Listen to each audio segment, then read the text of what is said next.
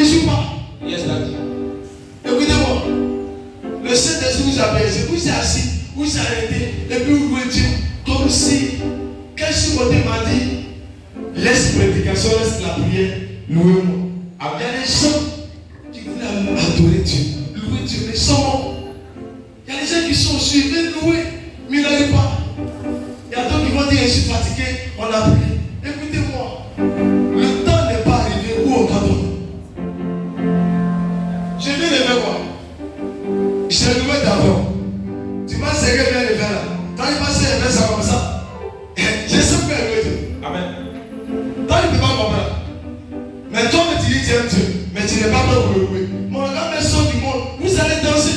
Mais pour Dieu, il y a là-bas.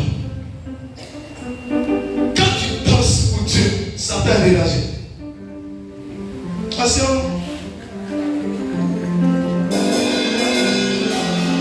Ça doit dire que habitez-vous à la prière. C'est pourquoi c'est que vous ne priez pas trop. Ça fait quand vous venez à l'église, s'il y a une heure d'arrêt où on est arrêté, automatiquement ça dérange. C'est pas ça. Si on fait une heure arrêtée, directement les chrétiens commencent à trembler les pieds. Parce que vous ne pouvez pas mettre vos pieds à genoux, pour prier. Écoutez-moi. Vous savez pourquoi j'aime la prière, j'aime l'adoration, la louange, tout ça? Parce qu'il y a une vie dedans. Il a fini le programme de mon fils. On a fini à quelle heure? Mais nous, on l'a coupé. Ce qui s'est passé là, c'est devant moi. Pourquoi on peut venir ici? Donc il allait dire non, je suis fatigué, donc je dors. À titre de bref. Mais il y a une fille. Il faut te dire que je suis mieux pour Jésus. Yes, sir. Même si c'est pour le servir, 17 ans, je suis là pour lui. Je sais ce que je cherche. Qu'est-ce que toi tu cherches? Tu cherches un temps pour avoir la victoire. C'est de te lever. Je vous ai dit, c'est de se lever. Amen. Ce n'est pas de dire je suis fatigué. Souvent, regarde, quand tu es fatigué, quand après les prières là, ça devient ta destinée. On parle des hôtels. C'est le son, on a parlé là-bas, c'était le même programme. Mais je te dis que Dieu s'est glorifié pour sa gloire. Yes, sir. Donc, comme c'était un petit point, l'onction, il y avait un peu de. L'onction était étouffée, mais quand même, on l'a dégagé. Pour que des vies soient restaurées. Mais comment la joie n'est pas venue dans cette famille? Tout le monde était tellement content. Amen. On sort, les gens sont remplis dehors. On oublie de leur dire rentrer. Yes, sir. Ça vous dit, il y a quelqu'un qui est venu au milieu d'eux. Yes. Et il veut prendre les pas. Amen. Et ceux qui devaient prendre, ils ont pris. Et il bénit 600% pour compris. Yes. Et Jésus venu te dire ce soir, nous avons commencé un programme d'hôtel. Et ce programme d'hôtel, c'est demi-finale. Yes, Daddy. Et on a pris un mois uniquement pour le programme d'hôtel. Ça veut pour qu'on puisse toi t'aider. Parce que tu ne comprends pas. Et on a pris ce temps, c'est pour toi. C'est vrai, il dit ceux qui n'ont pas pu participer et qui n'ont pas participé aujourd'hui, dimanche, tu ne vas pas comprendre. Quelqu'un te dit là-bas avec l'hôtel, il n'y a pas dedans. On dit de partir au hôtel. J'ai envoyé l'argent, j'ai envoyé ceci. C'est ça que tu vas parler. Yes. Mais tu ne vas pas parler de ce qui est dans l'hôtel. Yes, sir. Va demander à Abraham. Va demander à Jacob. Va demander à Noé. Va demander à tous ces grands hommes de Dieu s'ils n'ont rien fait avec Dieu. Ils ont toujours fait quelque chose. Va demander à ton père. Abraham a fait quoi? Abraham a fait pour lui. Sa vie était bénie. Toi, ton père, ton grand-père, ta grand-mère a fait quoi? C'est ça qu'il s'agit. C'est pourquoi on veut t'enseigner. Il ne faut pas dire que moi je suis sorti d'Abraham. Toi tu es sorti d'Abraham.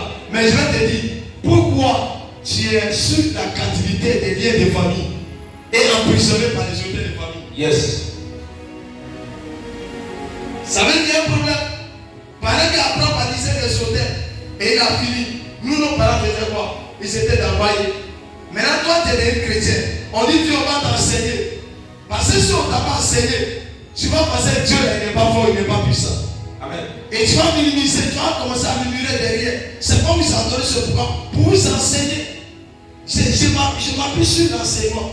Parce que je sais que beaucoup ne se connaissent pas. Il y a d'autres dans les ils ont un esprit focalisé sur je vais décaisser. Mais ne regarde pas ce qui est en bas de l'autel. Amen. Ils ne comprennent pas. Les gens ne connaissent pas. Et on est là quand c'est comme murmurer. On est la première personne à murmurer. Sans savoir que l'autel, c'est pour notre délivrance. Yes, sir. Écoutez-moi très bien. L'histoire de l'autel dont on n'est pas là. Et puis toi, tu négriges là. Ça va faire que tu seras toujours limité et pauvre ou misérable. Amen. Abraham a eu l'autel. Noé a eu l'autel. Jacob a eu l'autel. Isaac a eu. Tous ceux-là, les générations, ils ont eu des autels. Avec Dieu. Jésus, il est venu, il a bâti l'autel à la croix. Yes. Il allait à la croix, c'était son autel. Amen. Il a pris le plus, son sang coulé là-bas. C'était le sacrifice de son autel. Yes, Daddy. Son sang qui a coulé était le sacrifice de son autel. Amen, Papa. Pendant que Jésus, on le crucifiait à la croix, est-ce que ton père ou ton grand-père ou ton arrière-grand-père a crucifié? Peut-être a tué un bébé. Yes, sir. Ils ont donné l'eau. Maintenant, toi, tu es chrétien. Tu te dis, comme je suis chrétien, toutes ces choses-là sont pour moi. La Bible dit que les anciens se sont passés. Mais dans ton sang, ça ne s'est pas passé. Vérité, Papa. Le sang de ton père, c'est pas encore passé. Parce que tu portes encore le même sang de ton père qui a adoré Baye, qui a adoré, qui a eu des adorateurs au nord, que ce soit à l'ouest. Tes parents adoraient bois. Le bois là n'était pas Dieu. Alors que tes parents ont dit le bois était le Dieu. Et c'est ce Dieu-là qu'ils ont adoré. Maintenant, toi, tu es chrétien. Tu penses que comme tu es chrétien, le bois que tes parents adoraient peut plus agir sur toi. Mon frère, ça va agir. Yes, sir. Tu ne portes pas le sang de ceux qui sont en Israël. Tu portes le sang de ton père. Yes. Et ce sang que tu portes là, si on t'a pas exhorté, enseigné, tu vas penser que Dieu là, il est maudit. Amen. Il y a les gens qui commencent à douter, je ne vais plus à l'église, je suis découragé, je ne comprends pas. Mais pourquoi tu ne comprends pas? Parce qu'on ne t'a pas enseigné. Et il y a d'autres qui ont les enseigné, mais ils ne sont pas prêts pour appliquer. Yes. Regarde un programme d'hôtel. On n'a pas besoin de te dire, viens. On n'a pas besoin de te dire, prie. Mais tu dois comprendre que je dois prier pour ça. Amen. Écoutez-moi très bien. Après ce programme d'hôtel, moi j'ai dit à Dieu, mon histoire doit changer. Amen, Papa. Après le programme d'hôtel, il va de moi là, on parle de moi. Yes, sir. C'est ça la vérité. C'est pas d'être assis à l'église. Il va aussi ton temps. Amen. Il va qu'à travers toi, les gens savent que Jésus est en toi. Yes. Qui est aussi la part de Jésus. Amen. Pareil, tu seras béni, ça glorifiera le nom de Dieu. Vérité. Mais pareil, tu seras maudit ou pauvre, ça va humilier ton Dieu. Amen. Mais les chrétiens ne savent pas. On parle d'hôtel. Je vais le répéter pour ceux qui ne savent pas. Parce qu'on est en demi-finale et je vais toucher les différents côtés. La Bible dit quoi? Quand on définit selon le cours spirituel, on dit l'autel est quoi? L'autel démoniaque est quoi? Hein? Papa. Selon le cours spirituel, on dit l'autel démoniaque est quoi? L'autel démoniaque. Hein, mon fils? On peut me répondre. Monsieur Bobo. Et selon le plan spirituel, l'autel démoniaque est quoi? Démoniaque.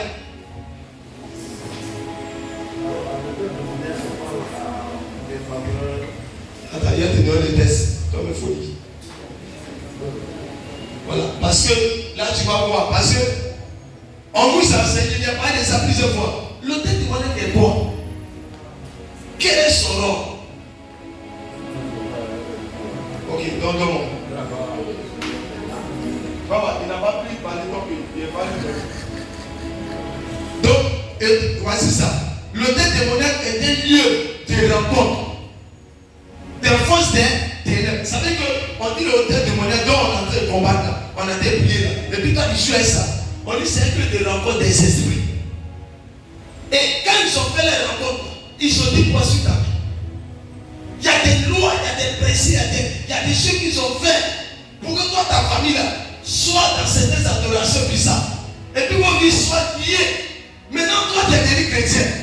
Maintenant, tu dis, ah, moi, je ne vais pas sur le Dieu de mon père.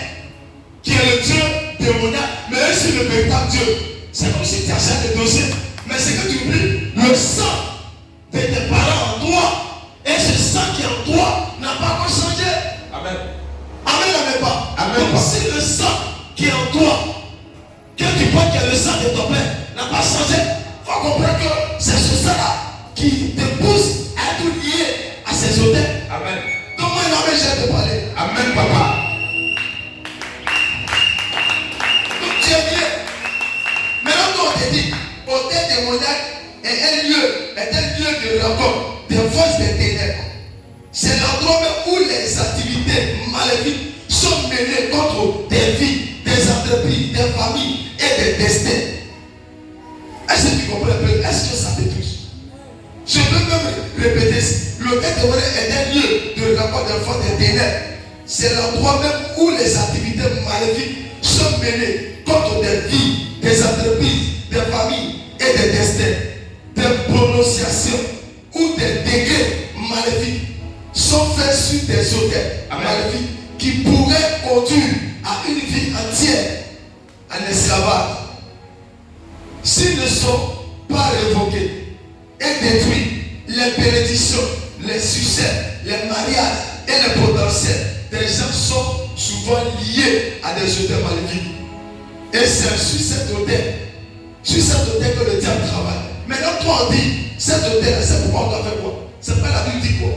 Dans le livre de Deutéronome, verset 12, verset 1 à 3, je vais lire ça avec toi. Pourquoi la Bible dit de détruire et de ne pas laisser? Pourquoi tu peux comprendre? Pourquoi la Bible dit, Deutéronome 12, verset 2 à 3? Pourquoi la Bible parle de détruire l'hôtel? Vous allez comprendre pourquoi la Bible dit de détruire.